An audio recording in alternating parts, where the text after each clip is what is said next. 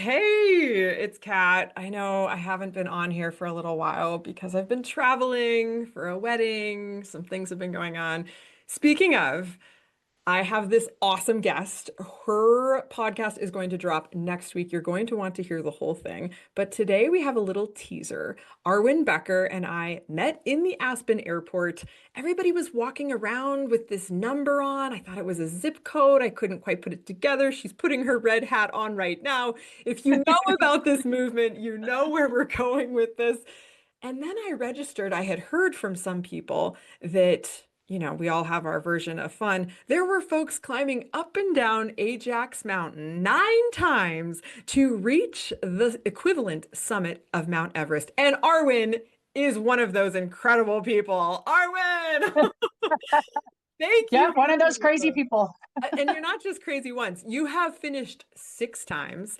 It's a Yes, whole indeed. movement. You've actually made documentaries about this. It's not all that you are, but it is a really big piece of who you are. And if you were wondering, we are talking to Arwen, like Lord of the Rings, Arwen Becker. She's also an author. She also has a podcast called She Handled It. She helps women over 40, or did help women over 40 for 23 plus years with her husband as they faced retirement. You have so much going for you. In a nutshell, this 45-minute conversation we just had, I want to give people three highlights. Let's start with the first one. What it takes to do 29029 6 times. What does it take? Well, you have to sign up. Okay, that's To, it. to do anything big, you have to take the first step and you have to commit to it. So that was definitely something that terrified me the first time that I signed up for it. It happened to be on my 47th birthday, and that was a number of years ago. And yet I fell in love with the process of Mm, who I was becoming in my attempt to do this crazy, 30 plus hour hike, because they give us 36 hours to accomplish it. And so that to me is like, I wanted to see what me at that time as a 47-year-old woman, what my physical body was capable of. And I had never done an endurance event before. And so it was just like going out into my, out of the comfort zone, out into the unknown. And so, I mean, honestly, that's where it first began is I just had to commit to it and then do the work, the, awesome. the Awesome. long committed work to get there. And I Well, fell in love with it. I really have. and we do talk more about that. We talk about her tattoo and her faith and some other really incredible things. What would you say your second takeaway is from the conversation we just had for those out there listening on Facebook who are, in the middle of their lives, whatever they're doing? What would you say the number two takeaway is? Oh man, there were so many things. Uh, I would honestly say it's about taking care of the one physical body that you have and doing the small things along the way that benefit us in all areas. I mean, really, it's, it not just physically, but spiritually and mentally and emotionally and financially.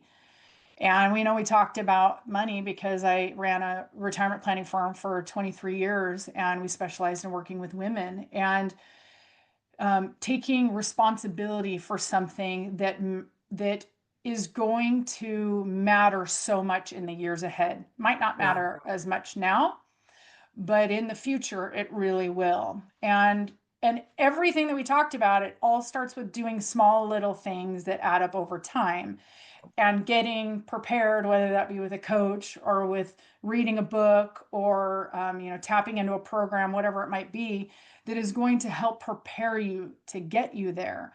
Because we're Yeah. never ready on day one, Right. but you have enough time, you're going to eventually get there. So I think that's what we probably talked a lot about was just what are all the things you have to do that add up over time to be able to get you the result that you're achieving, but enjoying the process along the way, staying Mm, present where your feet are planted and mm. not just looking at the goal ahead, but learning to love the process and who you are in the midst of it, good and bad and everything else.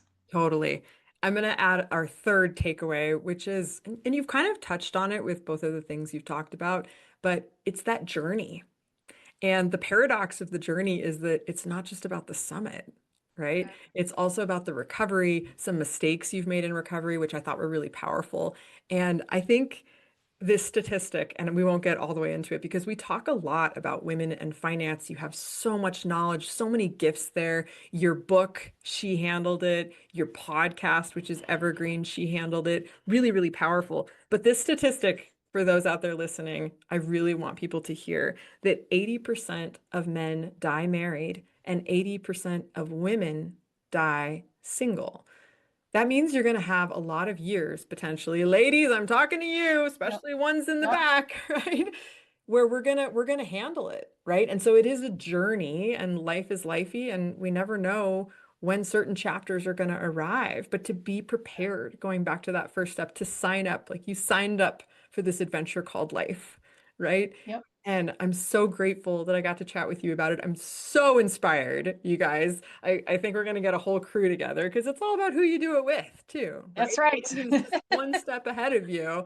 And in your book, at the end of each chapter, you've got the next steps. Like, what are the next steps? You Yeah. only need to know that next step right in front of you. That's Right. all you need to do.